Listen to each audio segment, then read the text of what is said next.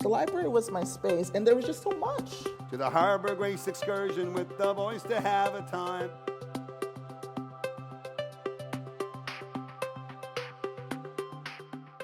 Welcome to Canada, Lisa Jewell. It's been a bit. It's been a bit.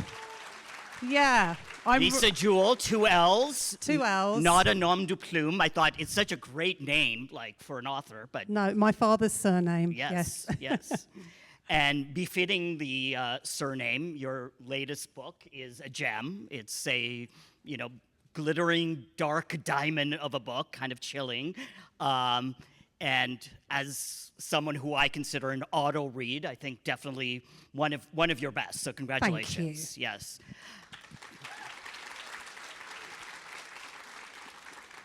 So a very dubious man lies at the center of this most recent book, and we hear his voice quite a bit throughout it. But I want to start with the women first. We'll get to the guy. Yeah. Yes, tell us about. There's many women whose lives are overturned by this dubious man, and you've zeroed in on a few of them and their stories. Who are these women? Okay, so probably the main character is a young woman called Ash. Ash is, she's just turned 26.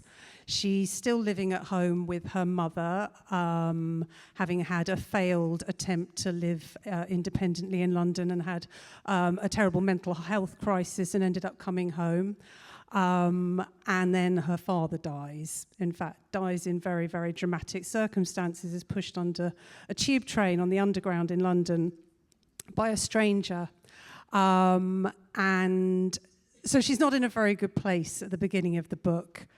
And then this package arrives from a stranger, a man called Nick Radcliffe, who says he's just heard the news about Ash's father having died. And he knew Ash's father when they were young men working in restaurants in Soho in the 90s. And it's a Zippo lighter that he says belonged to Ash's father. And they're both, Ash and her mother Nina are both quite interested in the idea of this man that the dead father once knew. And they begin a communication, and it quickly turns romantic between Ash's mother Nina and this stranger called Nick.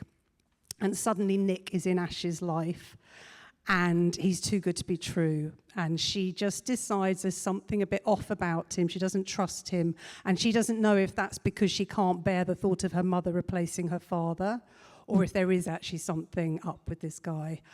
So she kind of goes into investigative mode. So she's my little detective in the book. So you've got Nina and Ash in one section of the story. In another section of the story, you have a woman called Martha. Martha's in her mid-40s. She's got a baby. And she's got two boys from an earlier marriage and a husband called Alistair, who's the perfect man. They're so happily married. They got together quite suddenly and out of the blue. She absolutely adores him. He absolutely adores her. But he starts behaving quite strangely at the beginning of the book and keeps disappearing and giving her very, very strange excuses for his absences. And so she starts to get very suspicious as well. So I think at this point you can see that there's two commonalities between these two storylines, and that's a slightly dodgy man. So that's the basis of the book. But there are lots of other women involved whose voices we don't hear, but we do find out their stories through Ash's investigation into this man called Nick. Yes, I mean, what's interesting about this book is that you have multiple timelines, which is a Lisa Jewell thing. Yeah. And you see things playing out before, during, and after the con, quote unquote.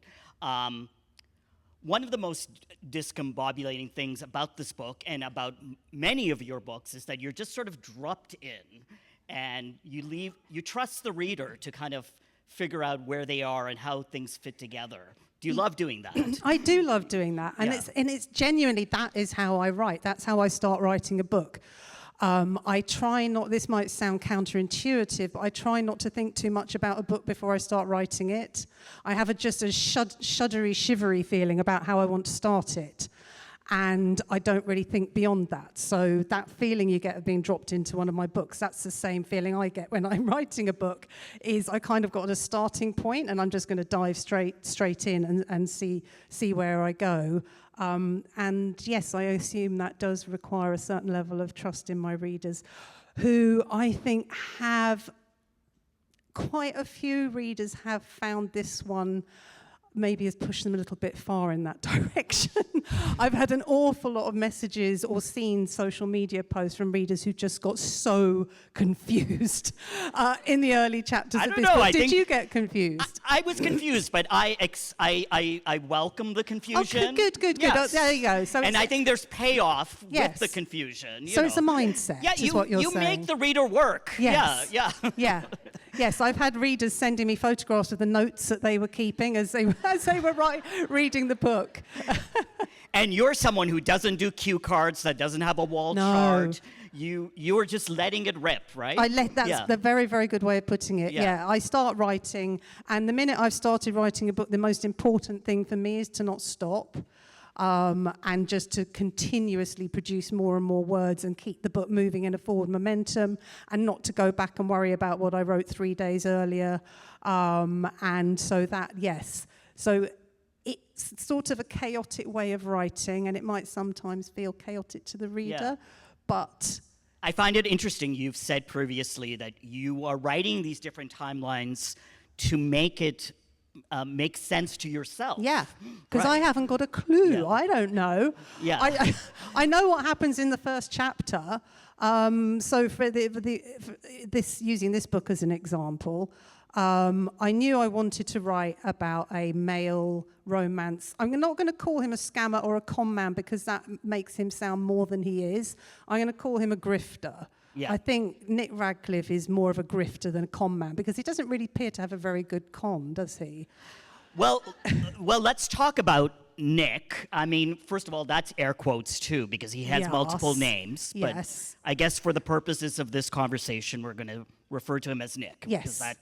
I think it's not a spoiler for those who haven't read it at this point for you to be, and in fact, maybe it will help people get over the confusion that some of my readers have had, to understand that all the men in this story, whatever storyline they're in, whatever timeline they're in, whichever woman they're with, they're all the same man. It's one dude. It's not, that is not a spoiler. It's not a spoiler. You need to know that. Okay, so let's talk about Nick. He's kind of not your archetypal villain. He is a dirty John kind of character, something that's been in the zeitgeist for a bit. But what I think is interesting is that he doesn't even particularly target very rich women. This is what I'm saying about him. Does his business plan need some tinkering? Exactly. This is exactly right. And this is what I wanted to get into, because obviously you've got your Tinder swindlers who turns up with a private jet and pretends he's a millionaire and has a long plan and a long game and the fake Rockefeller types. All of that sort of thing. But then you do have everywhere in society, you have these low-level grifters who are just going from woman to woman. They don't have a plan. They don't want to... I mean, he's got dreams and ambitions. Nick's got dreams and ambitions, but he knows he's never really going to fulfill any of them. He knows that he's just free-floating in the world, and he just pitches himself onto a woman. And while he's with that woman, he'll get everything he can from that woman, but without any grand plan. He's just an idiot, really. He's like a freelancer. He's doing all the hard work of being a scammer and a con man without any of the rewards. Yeah, it's like the gig economy. Like he's just doing this and then he's doing just that. Like, can I have 800 quid? I've got to go to this hospital appointment for my heart, and there's obviously nothing wrong with his heart. Yeah. Can you give me £800?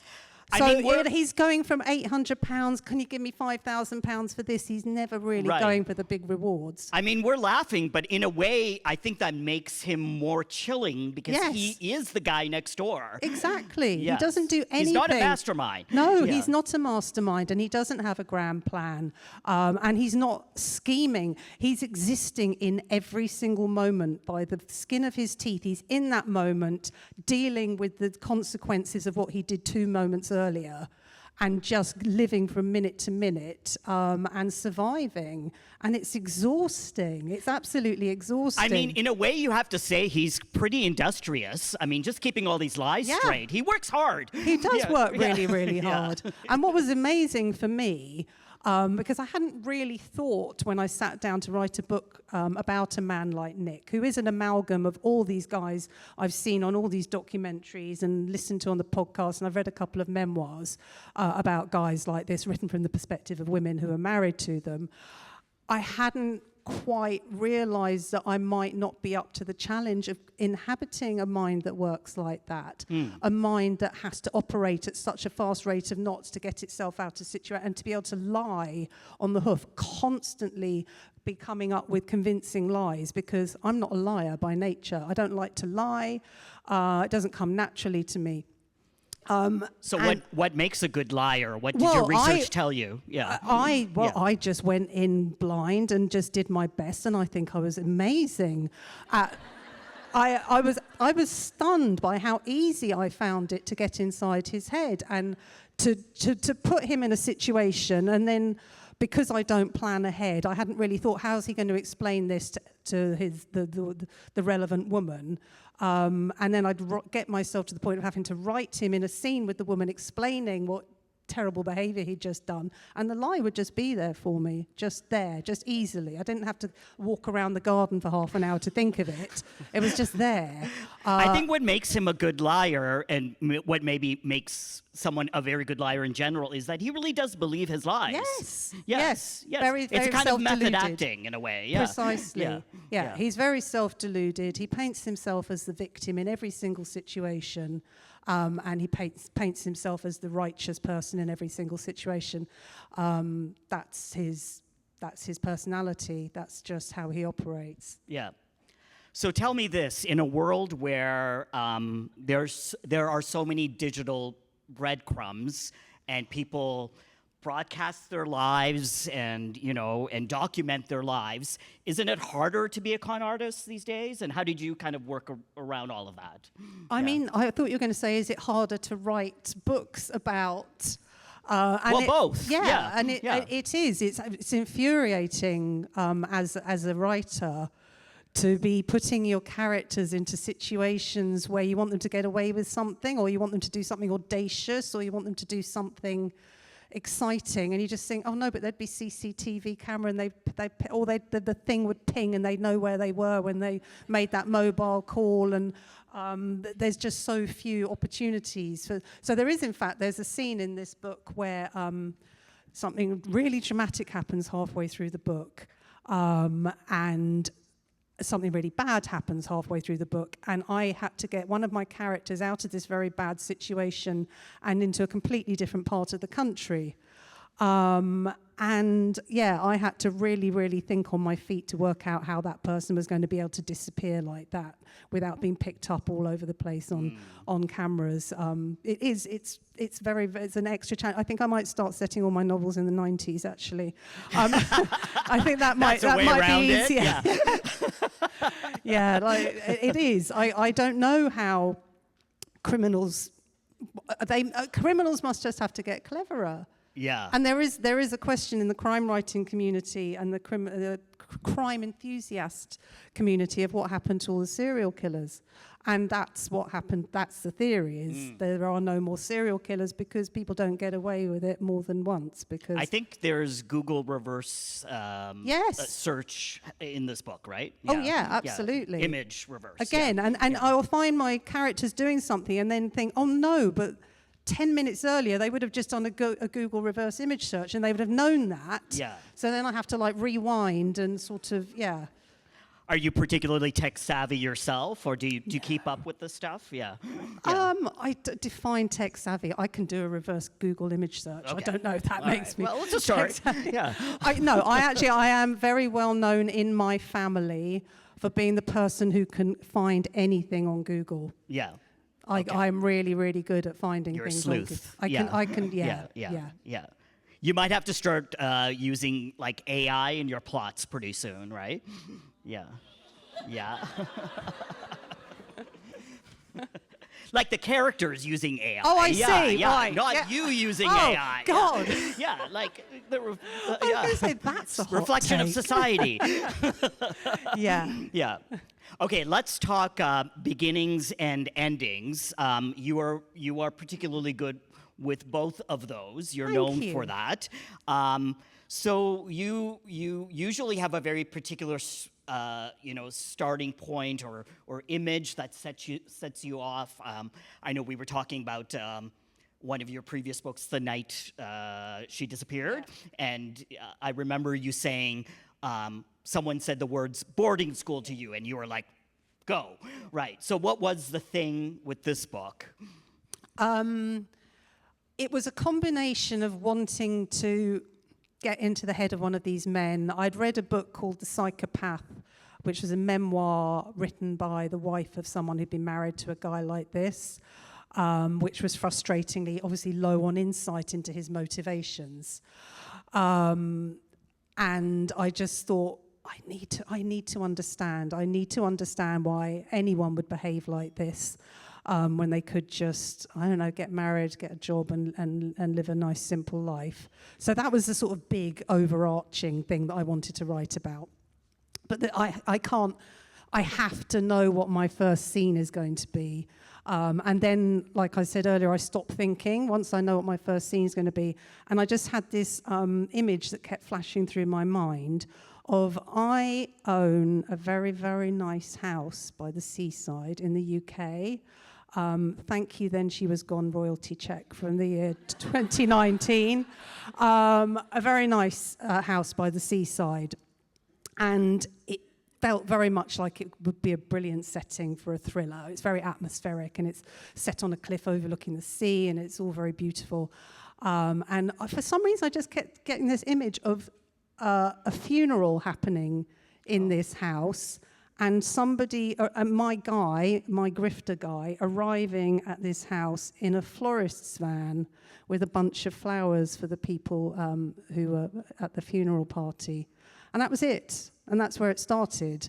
At that moment, I didn't know. I knew that the guy who delivered the flowers was going to be my guy, but I didn't know what sort of guy he was going to be. I didn't know where he lived. I didn't know at that point that he was married to a florist. So those things just came in the writing of the book. So that was it. That was the whole entire setup. It's pretty flimsy stuff, I have to say. But the flimsier the better for me. I don't want to know too much. I don't want to have too much meat on the bone. Right. I just want to press play, start, get going. One of my favorite scenes in your book, without giving anything really away, is it's set during a fateful dinner at a seafood restaurant. Oh, yes. Yes, because it sort of like starts this domino effect of these characters coming together. Yeah. But that wasn't part of that. Yeah. So Nick has walked into Ash and Nina's life at the beginning of the book, and I don't think this is going into spoiler territory. For most of the writing of the book, I had assumed that was just random coincidence. Oh. But then I found a way, partway through writing it, of actually making it less random, which, of course, when you read it, you think, oh, God, she's so clever. Like, how did she think, she must have known that right from the beginning. It was just like, no, it was just one of those moments. Yeah, no, of just this thinking, scene set in a high-end seafood restaurant is brilliant. Thank you. I really enjoyed writing that scene. Like, you see these people coming to get And also you see him change in that moment because he's just realised that he could lose something very special. And that's actually, when I look back on it, that moment in the seafood restaurant, which is, a lot of you've got to look forward to, is the moment where he falls apart. He starts falling. That's when he starts making really bad decisions, because he's been able to get away with living like this for years and years and years because he's made all the right decisions at the right times, played the game really well for whatever stupid reasons he's playing the game. And then he starts making poor decisions, and that's when the car crash starts happening. Well, it helps that he's very good looking, right? He's so good looking. Yeah, you've just... He's so good looking. Like, you've decided... I decided... He is a con man who's good looking, so that's part of how he gets away with things, right? Yeah, no, he's properly, really, really... He calls himself the Silver Fox, so he's 55, and he's really, like aging like wine. He's right? aging like a fine wine. He goes to the gym. He looks great in a pair of boxers. He's got the clipped silver, crisp white shirt. Really takes care of himself. Right. Startling blue eyes. This is the best looking character you've ever written. He's the right? best looking character I've ever written. Yes, definitely. And I kind of thought that was important, because what was another thing I could never understand about any of these con men and these romance scammers was how not good looking they were. Yeah. And yet they were still. I know, exactly. It was just like, how it's bad enough that you're falling for all his lies and he's not even hot. So it was a very, very deliberate decision to make him properly attractive. Like someone you fancy. I totally fancied him. Yes. Okay, so we talked beginnings, endings. I know getting the ending right is very important to you, and you get competitive about endings. Totally. Yes. I want my endings to be better than everybody else's. Yes, so endings. talk to us about And I also that. want my endings to be better than my other endings, and endings are everything, because my favorite genre is my genre to read, and I have just so many thrillers let me down in those final chapters because it all seems to be a box ticking, tying up all the loose ends, and then you just it just doesn't quite give you that thing. And so I might not have succeeded. And you often do an ending after the ending. I always do an ending after the ending because I never feel that my ending was quite good enough.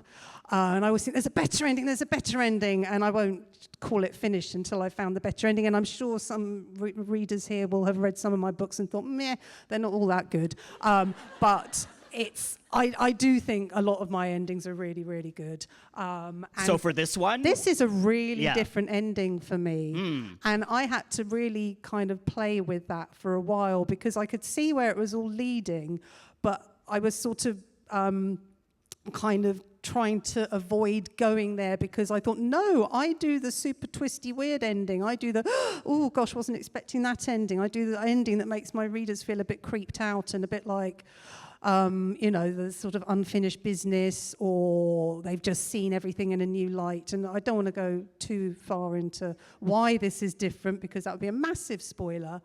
But it is a different ending. It does set itself up for a potential sequel. Like, you've only done one sequel before, right? I've done two. You've done two, okay. Yes. Family Upstairs. And, It's Family Upstairs and The Family Remains, but I also did a sequel to my debut novel, which was called Ralph's Party, and the sequel was called After the Party, which is my least good book. But this one, there's a possibility. I don't know. Yeah. I can't tell you why I don't want to write a sequel without telling you how it ends. Right. But fair enough. Yeah. What I do find fascinating about you, Lisa, is that you are a genre jumper, as I call it. Because I came to your work reading your Ralph's Party in the 90s, and you were writing in the rom-com kind of vein and about relationships. And so tell us about that trajectory, and was there resistance in you going and doing a thriller or suspense novel? Okay. No, I have been on, I think, a very, very gradual and very well-supported and organic journey. So my first book, Ralph's Party, I started writing it in 1996. It was published in 1999, and it was just a cool Brit pop Cool Britannia 90s rom-com, bit rough around the edges. Post Bridget Jones kind of thing. Yeah, but it had blokes in it and drugs and curry, and it wasn't Bridget Jones at all. It was it was a lot grittier than that. Or more Nick Hornby, maybe. Yeah, more like, yes. Okay, let's say it was a little bit more like, he was my literary hero at the time that I wrote it. Wow. And that did really, really, really well in the UK and made a name for me. That doesn't make sense, does it? I made a name. It made me famous in the UK. That's not what I was wanting to say. Yeah. It made a name for me. Does that make sense? Yes. Good. Okay. Yes. Which obviously meant that I became known as someone who wrote romantic comedies, and I wrote another 5 or 6 romantic comedies. And then my sales started dipping a little bit, and everything quietened down a bit, which at the time was slightly worrying, but actually in retrospect I look back and think good, because that meant that I felt free. To start experimenting a bit. So after that, I wrote a few novels that were not rom-coms, but neither were they thrillers. They were more like family sagas, family mysteries, family suspense, and at no point did anybody ever push back against it, or I never had an editor who tried to push me into a corner. Stay in your lane. No, nobody ever did that. I do think I caused my publishers some problems. So what I was actually doing in that middle part of my career is writing what is known as non-genre books. And genuinely publishers hate those. Because publishers... How do we sell this? Yeah, they don't know how to sell it. Yeah. They don't know how to sell it to bookshops, or how to sell it to readers, or how to publish it, or how to jacket it. But nobody ever complained. They just took my books and did what they could with them. And then at some point... an editor left, and the publisher called me up and she said, "I'm really sorry, but we've only got one editor with room on their roster for an author at the moment, and that's our crime editor. But she's very good at she can do women's fiction as well."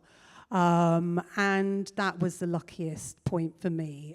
At the point in my life where I think I was ready to start writing really dark stuff, they hooked me up with their crime editor, who of course was very encouraging of my desire to explore that darker side of my creativity, and she's still my editor to this day. So that was how things got really, really dark. I have to say that when I started seeing your psychological suspense novels, I didn't realize it was the same Lisa Jewell. Yes, you're not the only person. Yes. You're not the only person. In fact, I had someone in my personal messages just yesterday saying, "I didn't know you were the same one who wrote Ralph's Party." It's like, that's me. And Ralph's Party, by the way, has been recently reissued, right? It has. It was reissued in the UK last year to celebrate its 25th birthday, and it's about to be reissued because it's gone out of print completely in North America. People have to buy it on eBay, and but it's being my current publishers, Simon & Schuster, have bought the rights back from my old publisher, and it's coming out in January.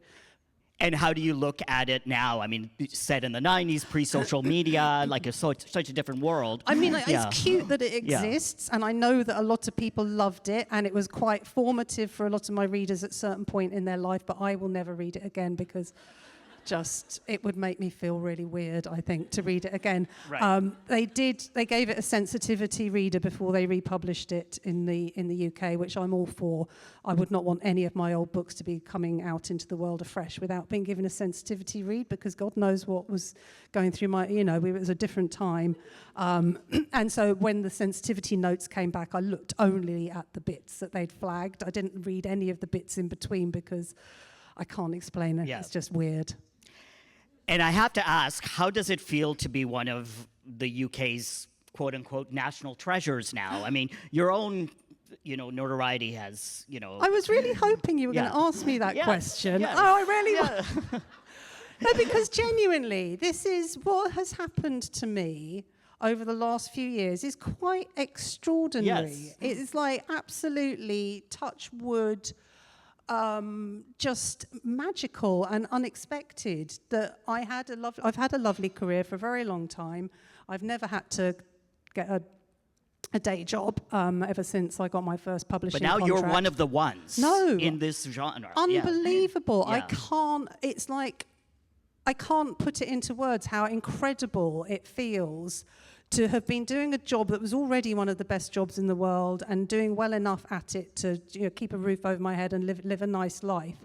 But then suddenly, at the age of 50, for it to just rocket and just become something completely different and to be perceived in a completely different way by the industry, by my readers, internationally and at home, and to become, as you said, this kind of like national treasures thing, which sounds ridiculous, but it feels like that because with being a national treasure, good God, TM, yeah, comes, and honestly, I hope this doesn't sound pathetic, but comes a feeling of great, great love.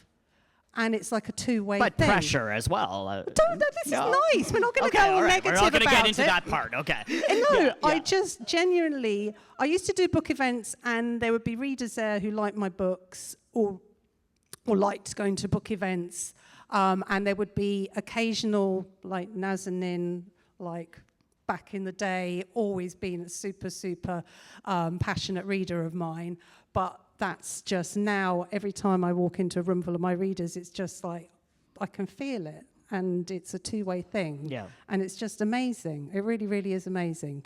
But now we can talk about the stress. If you want, yeah. Genuinely not. I genuinely don't It hasn't changed the way you write or No, not at all. writing. If anything, that sense that you're continuously communicating with, whether it's on social media or at book events, people who genuinely love what you do in its pure essence, that's why would you mess around with that? Why would you want to do more than that or change what you're doing when people love the way you're doing it now? Yeah. So no, I'm going to say it's much more stressful when you think that nobody's going to come to your book events and nobody's going to buy your book and nobody's going to, this is not stressful. This is not pressure. Mm. This is a beautiful, beautiful life. This is, I'm living the life of so many writers' dreams, and I just appreciate it every single minute of every single day. Yeah. Let's talk a little bit about young Lisa Jewell. Oh. I think I read somewhere that you read all of Agatha Christie like when you were 13 and then you stopped reading after that. Yeah. What was that period? I was a bookworm. Yeah. Every published writer in the world obviously was a bookworm as a child, and I was no different. And I'd been through a phase so I'd read all the children's books, and I'd been through a phase of reading some really challenging adults' books. I don't know why. I was reading like Dickens for fun and what else I was just reading some very grown-up books anyway. And then I went to the library with my mother, and she said, try this, and she handed me an Agatha Christie. And I read it, I think, in one day. And then I went back to the library the next week and with my 4 library tickets and got 4 more Agatha Christie's out. And I was just like a crack addict with this stuff. It was just, I could not read quick enough. I could not read more enough. And I remember going to the library one day to get my next fix of Agatha Christie and realising I'd read all of them. There were no more Agatha Christie's left to read, and I didn't read another book for fun then until I was 21. Oh, so the reading fast came because of that? Because no more Agatha Christie? You mean stopping reading? Stopping reading. Oh, okay. Yes. Yeah. You went on strike. I just thought, well, I don't know what to do with myself now. All the Agathas have gone.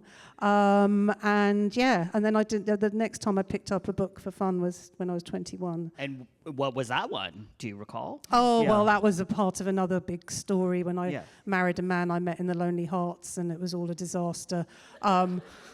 He got me back. He was a big reader, and he had bookshelves full of books. So it was a good thing. He brought you that. He did. Oh, if there's one thing I can say about that man is he brought me back to reading. He reignited that fire. He did. Yes. Absolutely. And without being brought back to reading, I would not have had that sense of wanting to write. So good for him. Yes.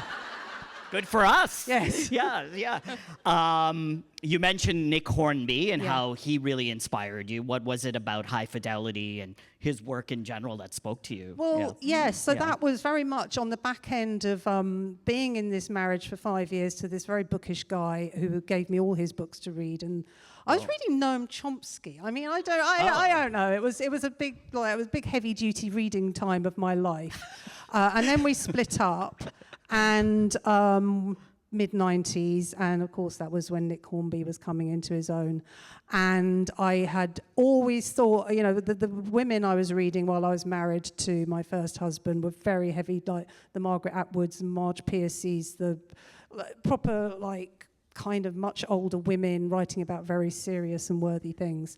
And so I just thought that's what women had to be to write books. I didn't think they could be like 26-year-old secretaries, which is what I was at the time. And then I read High Fidelity, and it was like a switch being flicked. It was so accessible and immediate. It was just like talking to a friend, walking into the pub with your mates. And I remember reading that and thinking... Pretty good movie, too, I think. And a very good movie, too. Yeah. And I just remember thinking, I want to write the girls' version of that.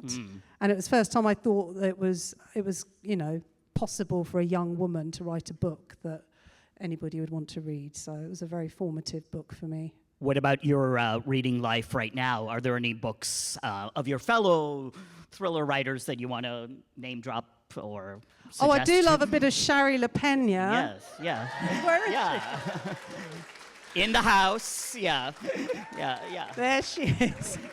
Has a new one. Yes, she has a new one. She has a new one, yes, which I haven't read yet, but I'm saving it for my holiday later this month.